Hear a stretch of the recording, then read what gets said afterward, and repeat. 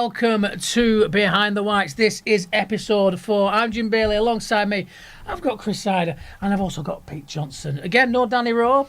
It's let's be honest, it's because we keep doing it on a night that he's not available.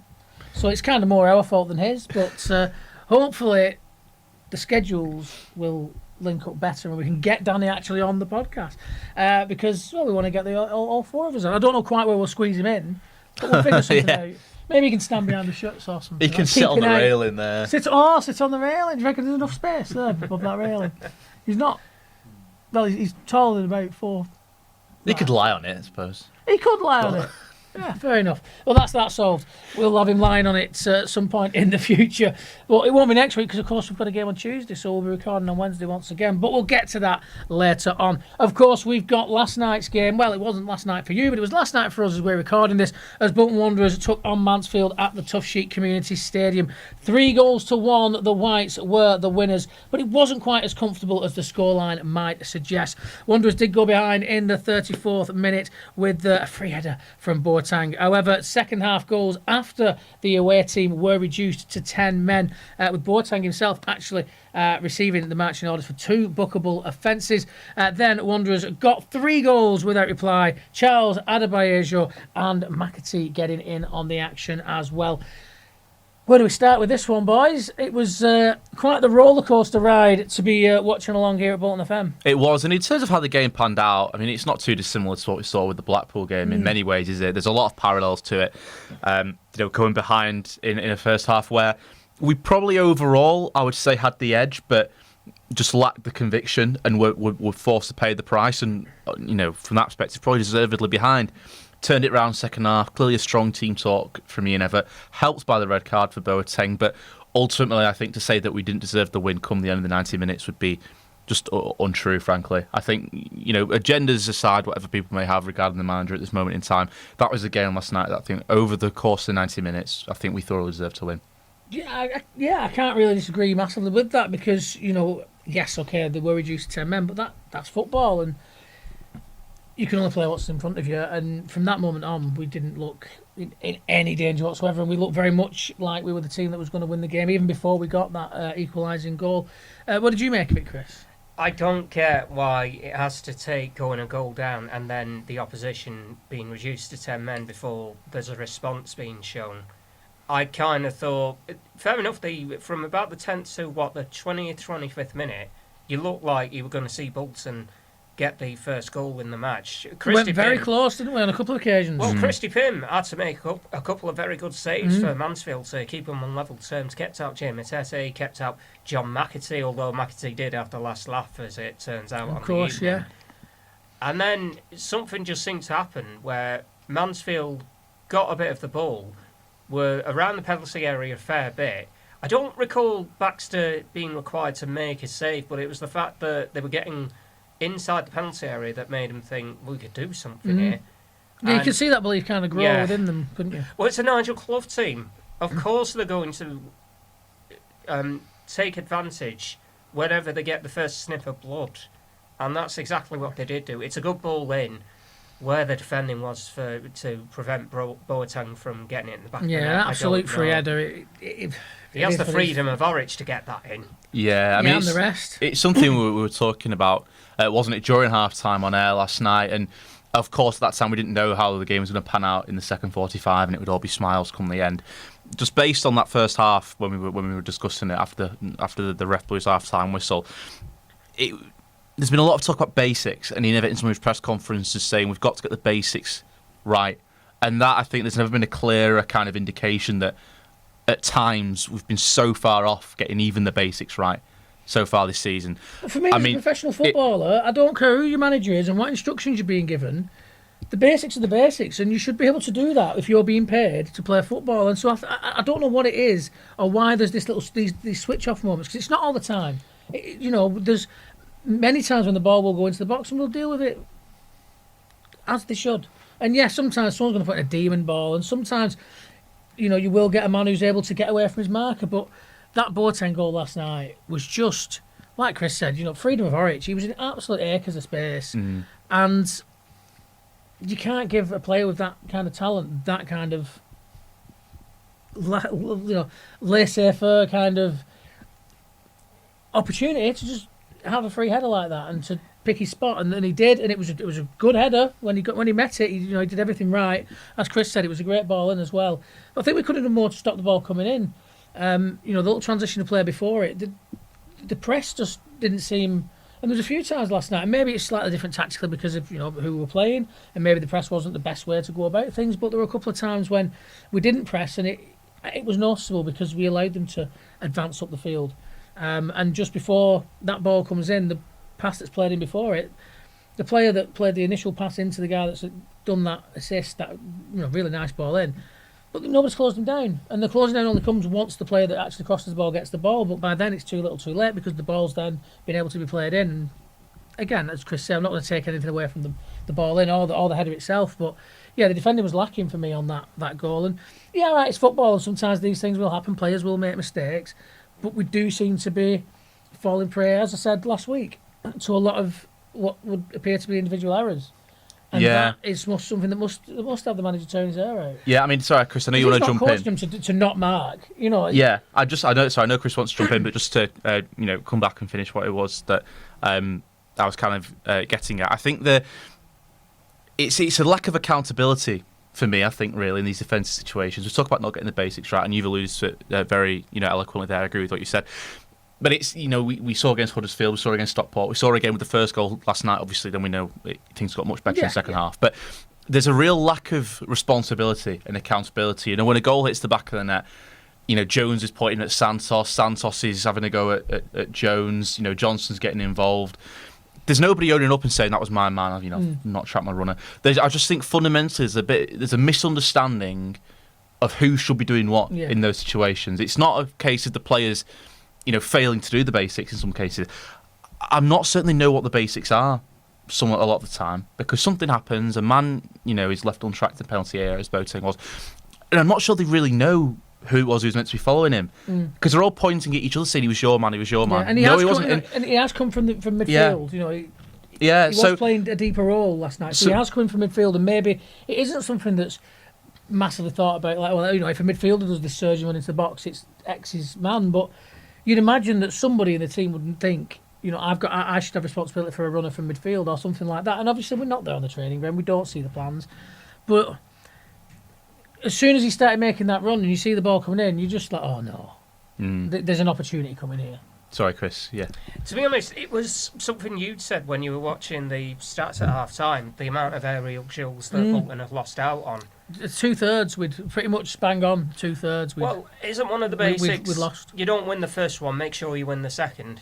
I don't think we saw a lot of it, certainly in the first half. I don't think it improved a lot in the second half until the substitutions and then the second bookable offence that led to Boateng being dismissed. I think as well with I think even before the red card first, I think we were the better side. I think we were on top. Obviously it helped, but I think we were on top. But I also think on those aerial duels, I think particularly the first half where, obviously we did have spells in the first half, but it wasn't all going our own way.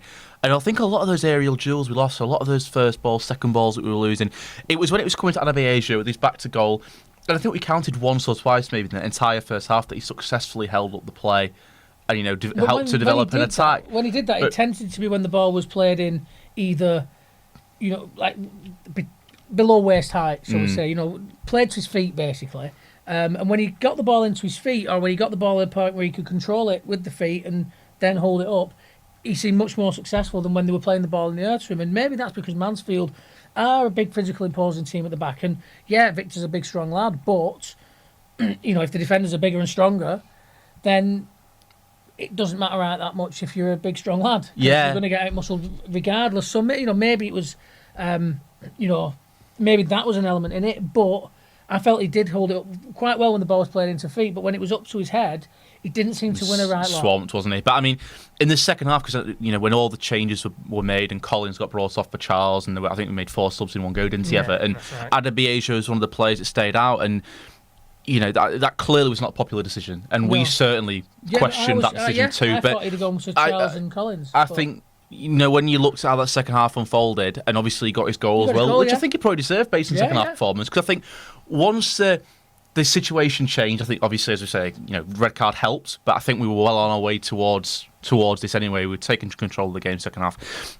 When he did get the ball, it was this, his face to goal. He wasn't back facing the halfway line. His back foot. And he often tries to make things happen. And I know he had that chance where he should have done better, which had us turn our error at the point because we were down at that point. But it was like you say, he grafted, and he always grafts. He's always a player that works hard. I always feel that if you've not seen much from him in a game, it's because he's a striker and he's not getting the service that he needs to really get drawn into the game. I'd never label him a lazy player. I don't think he's got a low work rate or anything like that. He's just sometimes he won't get the service, and sometimes it's just he'll have performances where he looks brilliant and others where he looks ropey. The effort's always there, but it's just that end result, I think. And I don't know what it is, why there's that inconsistency, but I don't think we can, ignore it. I think it's definitely there. But when he does turn it on, he's a very good player. And again, like you said, the second half last night, his performance improved, and then he gets himself in the right place at the right time to be there to pop in that second goal. Yeah, I mean, this is something that I know he's mentioned to you, Chris. He's also definitely mentioned to Derek, Ian Evatt, that is. When he talks about, the merits potentially of playing long ball up to a target man, and then says, rules it out and says we don't have the players to do that. And he's dismissed it on a number of occasions, saying we don't have the personnel to play that type of football. But then he seems sometimes to throw Adebayo into that and play that type of football with Adebayo up there as a target man, even though we've had it on record several times him saying that he doesn't feel we've got a player who's capable of it, yet he still makes Adebayo fulfill that role sometimes. And as we've said there, it's a role that he appeared to struggle with, particularly in the first half. It's a bit of a, Adebayo gets a lot of criticism, as does Ian Evatt, of course. But to me, that's something that the manager, the buck stops to the manager on that one, because he said that he doesn't feel he's got the personnel to play that type of football, but he still makes Adebayo play that role. And he's been proven, particularly in the first half yesterday, to be quite ineffective at it. And when he actually got the ball with a sight of goal, he was much more positive, and I think contributed so much more. And I don't know, I don't really understand why he continues to persevere playing Adebayo in such a way when he said before many times that it's not something he feels he can do. I think it's a case of he and Aaron Collins don't necessarily work well together. I think there is the case for saying that Dion and Vic do work well together. I think they do, yeah. I think Dion and Vic work well together. I think Dion and Collins. I didn't say Dion and Charles then. Dion and Carl and Carl's now. I'm mixing them both up. Dion and Collins work well together as well. I think that's a good combination. Obviously, you've got McAtee in the frame as well, but again, I don't think he necessarily works badly with either. I think that maybe we haven't seen the best when it's been Vic with Collins, but again, last night's substitution, when we thought maybe Victor was going to come off, it was Collins coming off, and we questioned that because Vic didn't seem to be having his greatest day, and obviously Collins has been on a mad scoring run, so it did seem like a bit of an head scratcher. But we're not professional football managers, and come the end of the 90 minutes, I was like, yeah, fair enough, mate. Yeah, I will most definitely defer to you on this one, Mr. Evatt, because Victor's not come off. He stayed on. He's bagged a goal. The performance has turned around. He's done some, he's had some decent little bits and pieces of play in that phase where we've come back into the game. Can't knock it, can you? Absolutely spot on. And one thing I will say about that game, and it's something that was said after the Blackpool game as well. 1-0 down against 10 men. I don't care, right? We ain't winning that game 3-1 if they ain't playing for him. I've heard people saying, "Oh, he's lost the dressing room." No, he quite clearly hasn't, because when we've needed to step up, when he's needed those players to step up for him, they've done it. And if we'd have lost last night, with them going down to 10 men, if nothing had changed, my word, there would have been some vitriol online without a shadow of a doubt. And I think it would have, again, it would have added more uncertainty to the manager's position, because those dissenting voices would have got louder. But the players didn't let that happen, because the players are still playing for him. If the players wanted rid of him, they could easily get rid of him by just going out there and not playing and not performing. And you see it so many times with clubs when a manager quite clearly has lost the dressing room and they quite clearly aren't playing for him. And I don't see any of that from any of the players at Bolton Wanderers at this moment in time. I just don't. I'm not sure I entirely agree. It just feels as though that one or two of them mentally have checked out. Look, It feels maybe there's a couple. There is but I a don't think transfer that's- window coming up. It just feels as though, to me, a couple of them. Could that be that maybe they've got they've kind of got their eyes on the fact that maybe they think they're going, or maybe they've got their eyes on the exit? But I don't necessarily think that's I don't want to play free and ever. It's with some players it might be I'm fed up of not being week in week out player. You know, I need to maybe drop down a level to get more football. I think that there are a couple of players. I think I'll probably agree with you that at times maybe look a little bit like they've got their eyes on the exit door. I don't necessarily think that's a manager thing. I think that's more of that player individually is like, I'm done here. It's a great shame we don't have Burnden Aces up and running for the website at the moment, because you could just go onto the squad and you'd find out whose contract was expiring when. And, well, the thing is, some of them are going to be expiring at the end of June. And once the 1st of January rolls round, they're free to chat with whoever they like from that point onwards. And as well, we did hear Ian Ever in the presser on Monday before the Mansfield game say that it's probably going to be a busy January with players coming in, players going out. That is the way it is in football. So I think, yes, there's going to be changes. And again, I've said this on the podcast, I said it on Wanderers Live. I think that for everything that Everett's done for us since he came in, for the adventure we've been on so far, for the fact that really we've not tasted failure under him up until the end of last season with Wembley and not getting that promotion, and everyone said it's going to be more difficult next season, and look at the teams coming into the division, it'll be an harder division next season, mark my words. It's like, well, they're not happy about being proved right, are they? It's like, well, we should be winning this league. Well, why? A few months ago you were saying it's going to be much harder next season. We've not really strengthened the first team massively since last season, in terms of those week in week out first 11 players. So I think that it will be a busy January. But I think that Ian has done enough to deserve to be the man that has that January to be like, right, let's get things moving again. Because we saw what he did when he was back against the wall when we were in League Two, and we had that fantastic second half of the season, powered on, got automatic promotion. We were in a much worse position in terms of where we were in comparison to the leaders then than we are now. With 7 points off. Hang on, I've got the league 7 table. points off second place. 7 points off second place with a game in hand over them, and we're crying out about it being a disaster. I mean, I don't. The performances maybe haven't been as good as we wanted them to be. Yes, there's been some really horrible results, but on the whole, if you'd have told me at the beginning of the season, regardless, league position, whatever, doesn't matter at this stage of the season. There's still so much football to be played. But if you leave 7th place out of it, and the fact that we won spot outside the playoffs, if you'd have said to me, you're 6 points off second with a game in hand, 17 played, I'm not going to cry about that. We're still in the hunt for me at that point, especially with so few games played in comparison to the entire season. It reminds me of around about a decade ago. More than half a season left to play. Well, there is that. It reminds me of more than a decade ago, I should say. Oh, you're making us feel old again, Chris. Arsenal fans at the time, because they got on a long trophy drought, we could somewhat understand it, but they were going, it's a disaster what's happening with Wenger still in charge after so many years. You've got so much more money in the bank than Bolton Wanderers, and you're playing Champions League football. I'd love a crisis or a disaster like you have. I've always said that about when United have been like, it's all the worst thing ever. It's just really? let's not come and we'll wear different colour scarves and all of that. Let's start up a new club. Oh no! Bit of perspective, lads. Oh no! You're only like the 6th or 7th best club in the country now. Oh, well, wait a minute, I'll have a whip round for you.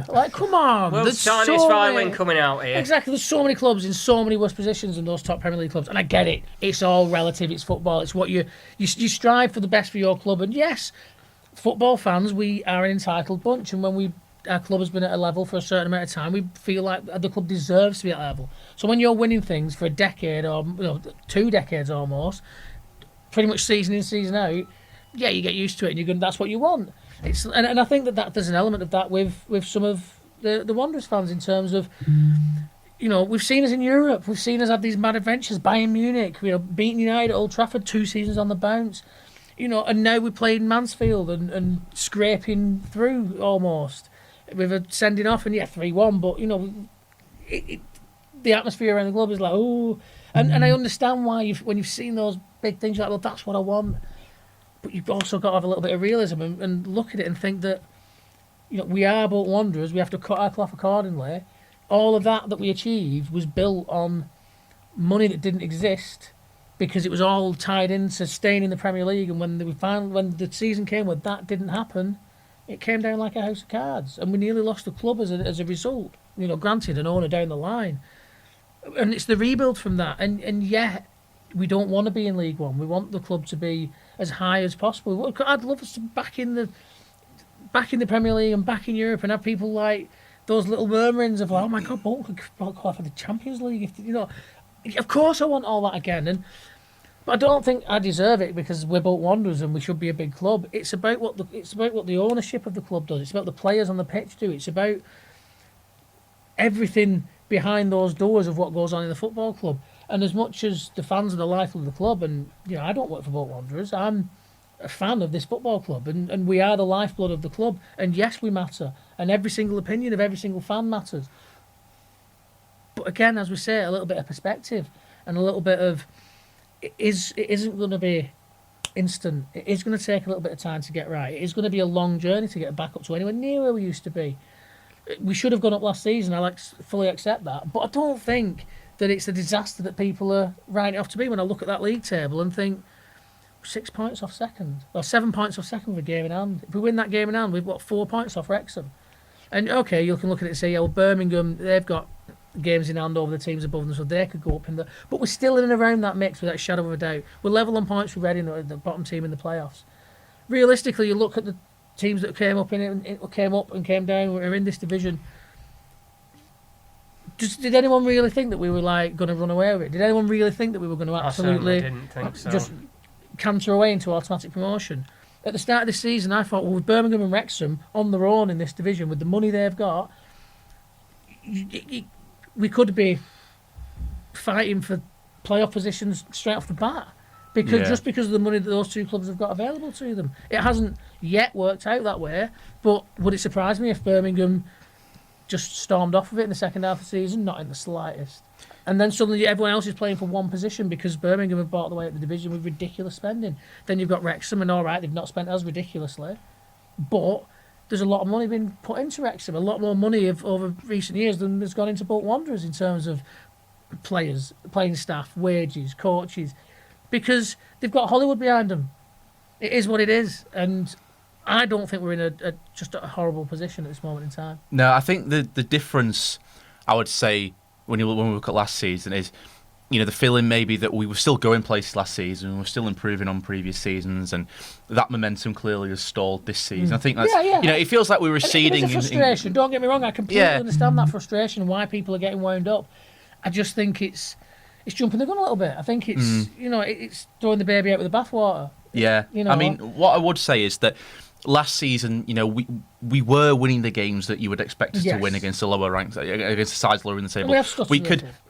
We could afford just about to lose to Portsmouth, to lose against Derby, to be humiliated by Wigan, to scrape past Barnsley, and still get to the playoff final. Where ultimately we dropped the ball on that one, but we gave ourselves the leeway to drop points in the games that really mattered and still have a chance to get promoted. That's something that I don't think we're affording ourselves that leeway this season, because we're not necessarily winning all the games against lower ranked teams that we were winning last season. And you look at where we are on the table. I'd agree with that. Obviously, we're seventh. We Things say aren't all rose in the garden by any stretch of the we say the league position doesn't really matter at this stage, and I agree with you. I think the points total and being in with the shout still is more important. But when you look at the 6 teams above us, we've played 5 of them. We beat Reading fairly comfortably, but we've played Wrexham, Birmingham, Huddersfield and Stockport, and we've been slapped about in those games. We've not scored in any of them, have we, either? We've not scored against any of the sides currently in the top 5 in the league. We've played 4 of them, Wrexham, Birmingham, Huddersfield and Stockport, not scored a single goal, lost against 2 of them 4-0 and 5-0. So they're the teams good point against Wrexham, though. They're the good point against Wrexham. But let's keep it cheery. Yeah, but say that was the likes of Derby and Portsmouth last season. Yeah. And there were games that we lost. I think we got 1 point against Portsmouth. In those 4 games against Derby and Portsmouth, we got 1 point. Robbed against Derby, but we were. But in those games, it's 12 points hold on. available. Didn't we beat Derby earlier in the season? They beat us twice, didn't they? No, we beat them at the South Sheet Community Stadium in September of that season, and then we went to their gaff. Unjust. Lost at their gaff. I will stand corrected on that one. But my point would be, when you look at those, those top 6 teams, those teams above us, we've played 5 of them. We beat Reading fairly comfortably. Charles got a hat-trick. But we played Wrexham, Birmingham, Huddersfield and Stockport. Got 1 point from those 4 games. Didn't score a single goal in any of them. It's, got a good point against Wrexham, though. It's got a good point against Wrexham, though. We'll bring it up again. But it's... against Big Phil. They're the equivalent to your Portsmouths and Derbies last season. Those really big games where we could afford not to pick up the points and still be in with a shout at promotion. I think the problem was, though, when it came to the second half of the season, they ended up drawing away to Northampton, away to Stevenage, at home to Shrewsbury, and I think that Shrewsbury one. I think it was the last midweek match of the season in the regular campaign. I mean, I felt drained by the end of it. Mind you, it'd been absolute full throttle. It was like Saturday, Tuesday. And we had a lot of injuries, and I think that they didn't help. But granted, once we got to the playoff final, we should have just got the job done. But I think in not achieving automatic promotion, I think that a horrible cocktail. I think a horrible cocktail of injuries, and the worst of it happening while we had more the most concentrated run of fixtures we'd had all season, meant that we missed players for more games than we would have done had they been out for the same amount of time at a different point in the season. And I think that really hurt us. And we lost so many players all at the same time that the spine of the team was all injured. And I don't care who you are, if that happens, it's going to affect your performance. It's no doubt about it. But once we got into that playoffs and you look at the lineup that ran out for that playoff final, there's no way that team shouldn't have got the job done that day. I don't know. It just didn't happen. My heart sank when I didn't see Randall Williams' name in that team sheet. I don't mind telling you. Yeah, I'm not saying it was it was not. It was absolutely perfect in terms of what everybody wanted to see. But for me, I looked on that team sheet and I thought that team should dispatch these lot pretty easy, considering that we've slapped them about in the league not long ago. And it just didn't happen. But it is what it is, and we're looking on to the rest of this season as we do approach January. And as we said, it's probably going to be a busy one. We will have at the end of December, we'll probably have a decent little chinwag about who we think might be some decent targets for Wanderers, who speculate on who we might see heading towards the exits. Well, we might as well ask now. Well, if you've got any suggestions, get them sent in to us. Just comment on the video, chuck them into the Facebook. Of course, we do have a very busy December schedule to get through, because of course we are hurriedly rushing towards Christmas, hence the festivities we've got. Yeah, I know, we've really made an effort today, haven't we? We've even dragged Nobby out of storage, our little wooden reindeer. Would you like to provide context? No. I think we'll just move straight on from that one. But, yeah, so plenty of games to come, so we're going to have loads and loads and loads to talk about.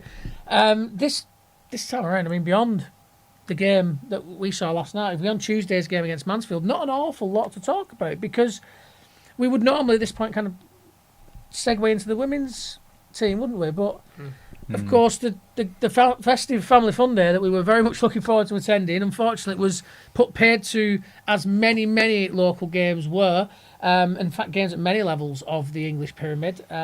Oldham Athletic that weekend, in the big derby against Rochdale. Yeah. That got put paid to by the weather. Good old Storm Burt. Good old Storm Burt, ruining everyone's fun. But yeah, so the game against Preston North End was postponed. It will be rearranged at some point. But the ladies will, of course, be in action very soon. We'll let you know about that in a second.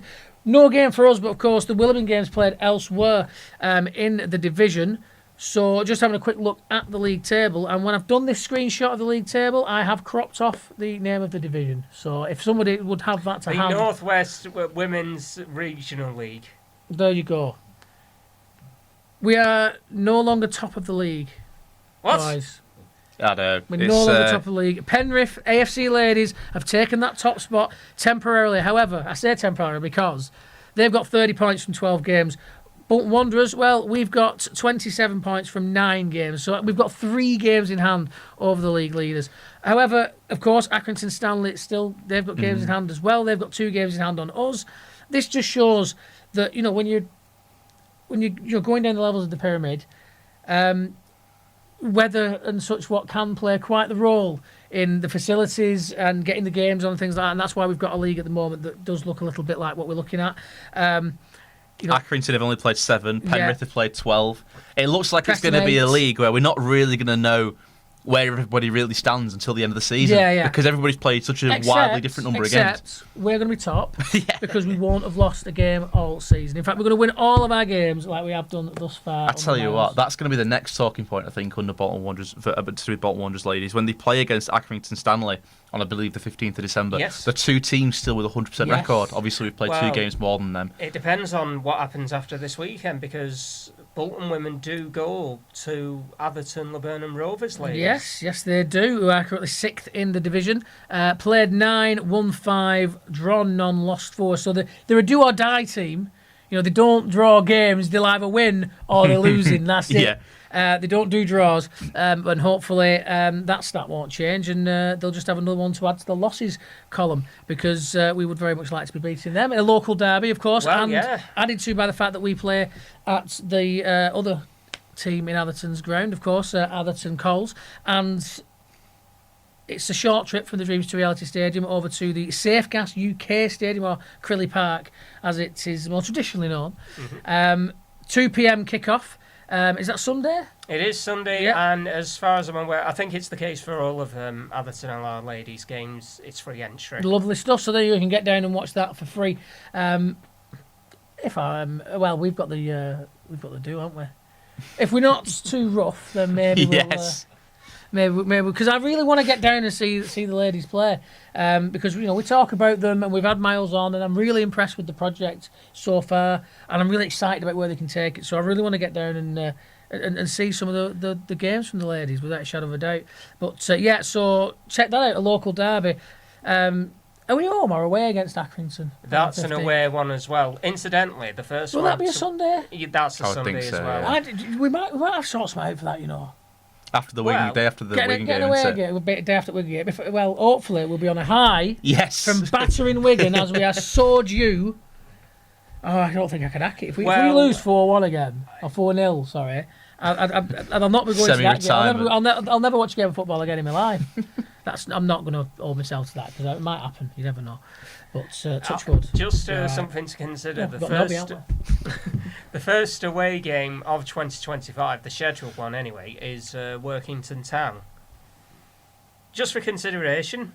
I mean, it's a fair old drive up to Cumbria. I was just looking for them. It is a fair old drive up to Cumbria. But yeah, they are currently 7th in the league, 11 games played, 5 wins. Another team that don't seem to... You don't get many draws in this league, do we? No, I've noticed that. Yeah, I have noticed that. Teams. For what it's worth, Workington... Radcliffe haven't drawn a game. Atherton haven't drawn a game. Fleetwood have held Haslingden and Blackpool to draws, and that's pretty much it. haven't drawn a game. Hindley haven't drawn... Well, Hindley have just lost all 12 games. Poor Hindley Juniors. But there you go. Obviously, we've not drawn because we've won all our games. Mm-hmm. I mentioned Accrington, but of course, obviously they've won all the games as well. So, although they have only played 7. So, yeah. And hopefully, again, it'll be no draws and...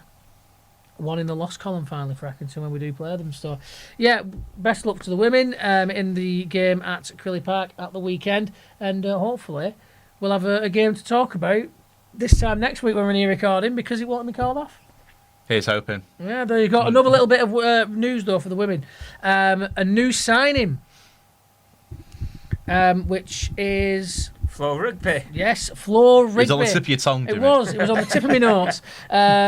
Florence Rigby, another signing through the door for the women. It seems like they're just assembling a squad of real quality, and hopefully we'll see something from her soon. And that's pretty much it, isn't it? It's pretty much it for tonight. Not the longest, although there was my monologue in the middle of it, so maybe we've caught up some time there. But there you go. Do continue watching. Leave us any comments. Tell me to shut up if you want, whatever you fancy. And of course, do like, share, and subscribe. Tell your friends, tell your family, especially your nans. I think they'd love a bit of a Bolton Wanderers podcast in their life. And of course, it is coming up to Christmas, so if you want to buy us any gifts, that's great. I thought you were going to say we're doing merch, so if you want it. Oh, that is a great idea. Great idea. Let's get some nobbies made, right? Brand them up.